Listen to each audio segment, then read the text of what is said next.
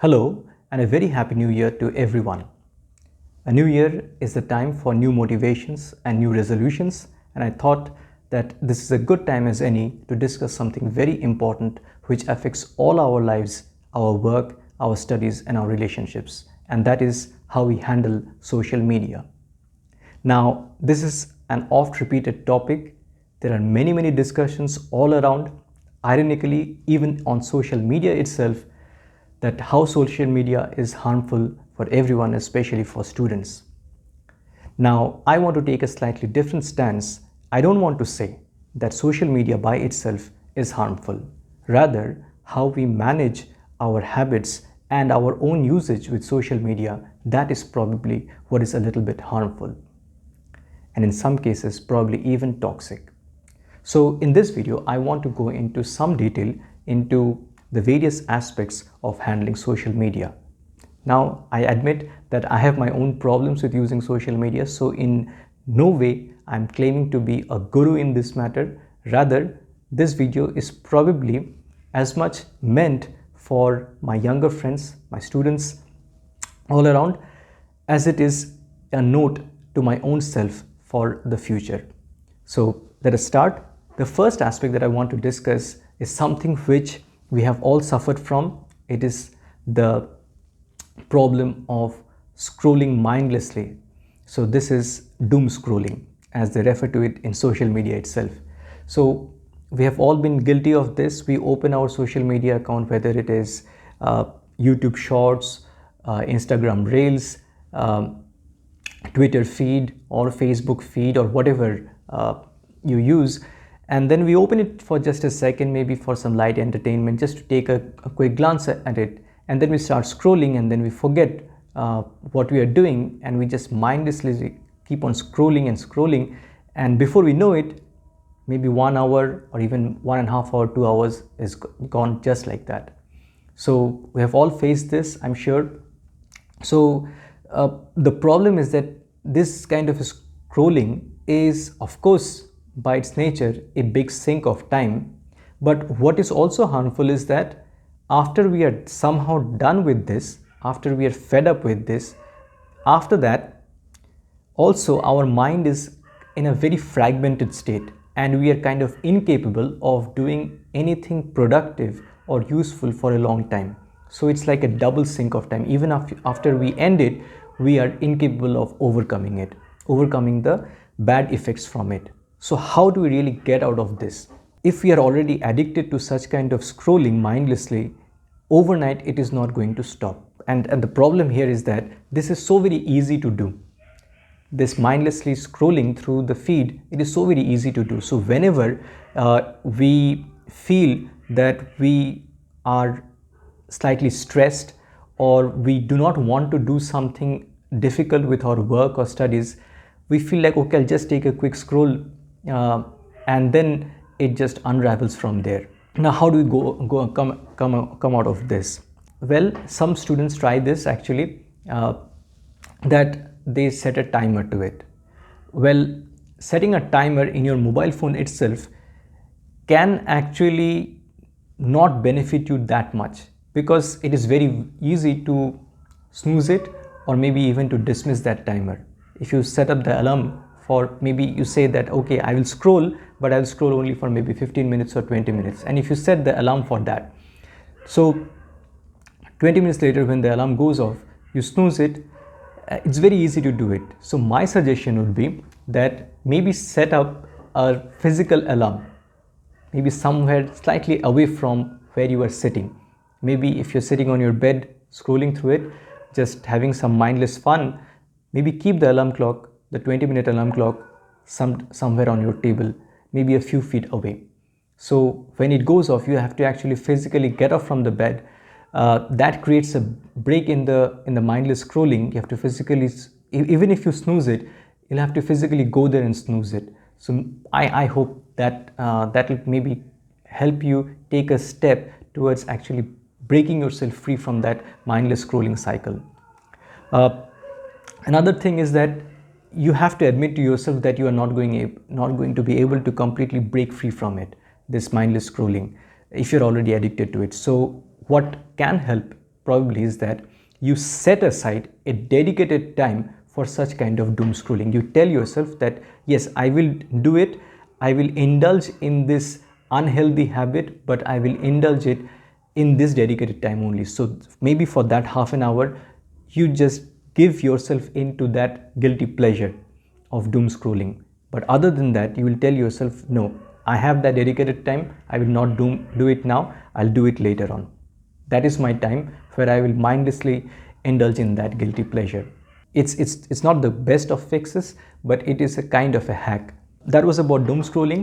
The next thing I want to discuss is our habit with Facebook. And please note that I am not referring to just any social media, but rather very specifically Facebook, or something which is closely related to Facebook. But I'm sure this is the most popular one. Please don't get me wrong. I personally believe that Facebook is a great platform, but for making perhaps new connections, but most importantly for renewing the connections that we may have lost. Maybe I had a friend at school with whom I have completely lost touch. Facebook is a great platform to renew that connection. It is absolutely fabulous, but it is not that great a platform if you are using it to look into the personal lives of others. I was a heavy user of Facebook long time ago, maybe 10 years ago. And I also looked at my friends' personal lives, whatever they shared. But over the last 5-6 years, I have simply given up on that habit. I mean, I don't see the point of doing it. People with whom I'm close, I already know what they want to share through direct interaction. I don't need to look at Facebook. And I'm sure many people who are my age and maybe even much younger to me also, they are taking up this philosophy. So think about it. You really don't need to look into the lives of others. And please note that this lives of others is not the real life that is actually going on. It is kind of what is presented to us. I'm sure you know about all of this. Another thing which is really bad on Facebook is the so-called quote-unquote news that you get. It is absolutely the worst place to get your news from. I have myself been guilty of this. About 10 years ago, I used to depend on Facebook for my news feed. That was a mistake. Okay, so if you're really after news, go read a newspaper. Get an online subscription.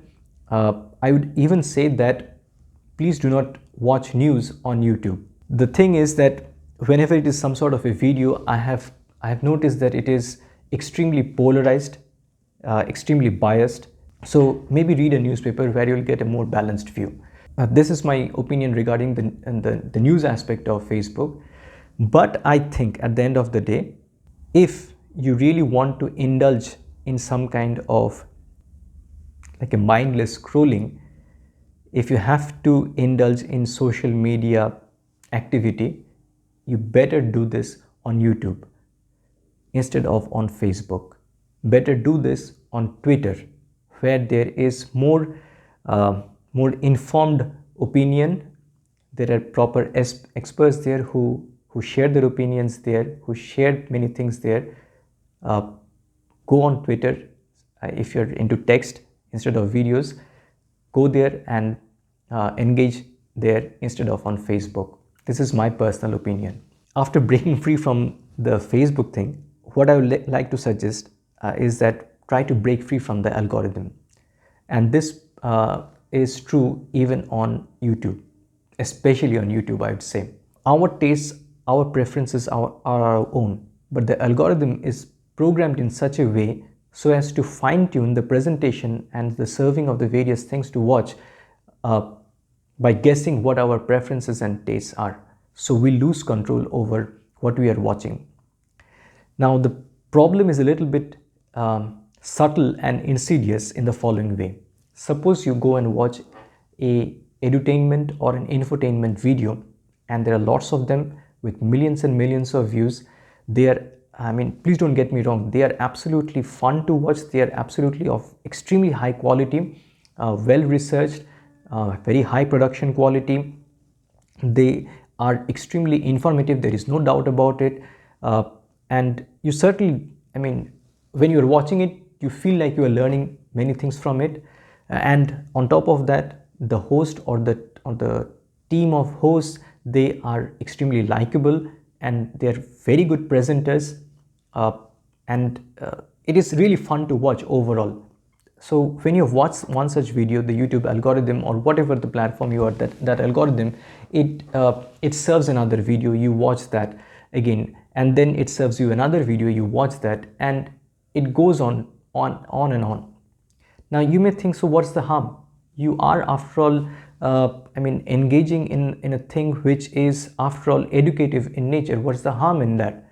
And some of these videos are present in such a fashion, it seems to you that they are much better presented than what is presented in your schools and colleges. So why not watch them and learn from them? Well, if you are actively learning from them, like if you're seeking out a certain concept and one of those videos, maybe those maths videos from 3 Blue 1 Brown, I believe that's the name of the channel. If you're maybe trying to understand Fourier transforms and you watch one of his videos, then it is certainly an active learning, and you certainly gain to learn a lot, a new way of understanding things. But if you are just mindlessly uh, watching things which the YouTube algorithm is presenting to you, then just pause for a second and think how much of the things which you are just looking at and not really actively watching and learning from, how much of it are you actually retaining? Can you even recall after a day or two what you thought you had learned from those videos? And if not, if the answer is no, if you cannot recall those things, then what is the point of investing so much time in watching video after video of these things which seem apparently extremely useful, but then there is no real value addition to your learning? This is my question to you.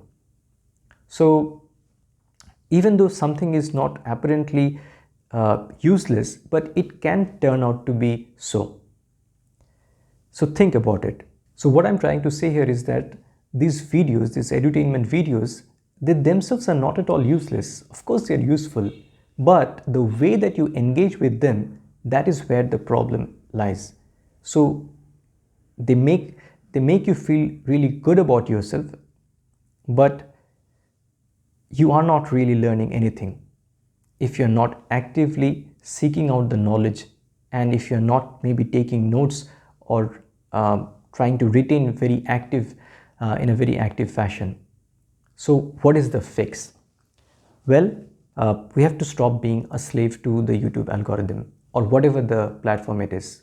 So the way that we can go about fixing it is by taking active control and making our own lists of videos that we prefer to watch, making a list of the things that we wish to read from the various blog-like websites. See, this YouTube algorithm or whatever the algorithm is, it is programmed to give us a curated list based on what it guesses to be our tastes and preferences. What I'm saying is that we take active control of our own tastes and preferences and make our own curated lists. Curated means systematically collecting something, organizing something, arranging something. So this is the way to break free from it. And now initially this task may seem quite daunting, but as our list grows and grows, what we can do is, anytime we have this urge of stopping our work or our studies and just maybe engaging in this kind of a quote-unquote useful activity of watching something like an edutainment or an infotainment video, instead of letting the algorithm dictate to us what to watch, we can go to our own self-curated list and pick out something which we had earlier decided would be actually useful for us to watch. There is a very, very subtle difference which I hope you'll be able to appreciate. Another thing is, I've seen that it helps us to get out of this cycle of being served by the different algorithms if we actively seek out a certain series of knowledge topics. What I mean by that is, for example, you are interested in the history of something, maybe in the Napoleonic Wars. So instead of arbitrarily letting the feed serve as videos, you make a list of very focused type of videos which you want to watch on that particular topic, and maybe you make different kinds of playlists of the different things. So when you want to take a break from your work and studies, maybe go and watch a video in the sequence that you have arranged it from a certain playlist, and it will certainly help you. It has helped me when we try to finish a certain topic. So this kind of a focused watching helps you maintain a certain continuity, a coherence in the body of knowledge that you are trying to pick up from, and even in the entertainment value, instead of constantly context switching. So this kind of a context switching, it really helps. I mean, it really creates a fragmentation in your brain, after which it is hard to recover for actual productive work. And if you really want to read up a little bit more on these kinds of ideas regarding fragmentation, context switching, you can certainly take a look at the videos by Professor Cal Newport. He has a YouTube channel, and even earlier than that, much earlier than that, in the 80s, there was this book, Amusing Ourselves to Death, by Neil Postman. It was a wonderfully prescient book, which is extremely relevant for our current times also, which touches upon these kinds of things in a completely different technological context, but I think they are absolutely relevant for these for our current times also. And finally, I have said a lot about breaking free from the algorithm. I would just like to say that there could be a counter argument to this, and that is, if we are trying to break free from this algorithm, then the biggest advantage that the algorithm gives us, and that is serving some absolutely fresh kind of videos and getting us aware of certain channels which we would otherwise never be aware of. How are we going to take advantage of that? True, I absolutely agree. And for that, the solution is that you set aside a time where you don't have to go to your own self-curated list. Rather, you let the YouTube algorithm, or whatever the algorithm it is, to serve to you, and you enjoy this part of the social media in a completely exploratory fashion to discover new things which you may be completely unaware of. So that kind of an exploratory thing, when you do it in a well-intentioned, actively controlled way, that yes, you are seeking it out, you are letting the algorithm serve you, like literally serve you, I think that is taking back control itself. Okay, this kind of an exploratory thing is also taking back control. So definitely there is no harm in doing that. So all right, I have only this bunch of ideas to share with you, and I hope maybe a couple of these ideas will help you to manage your habits a little bit better. And I have realized that by this age, that just making some kind of a groundbreaking New Year's resolution is not going to help me change my habits. So the best thing that I can do is to try to manage my habits in an incremental fashion. And towards this end, I hope this video will be helpful to you. Thank you, and all the best for the new year.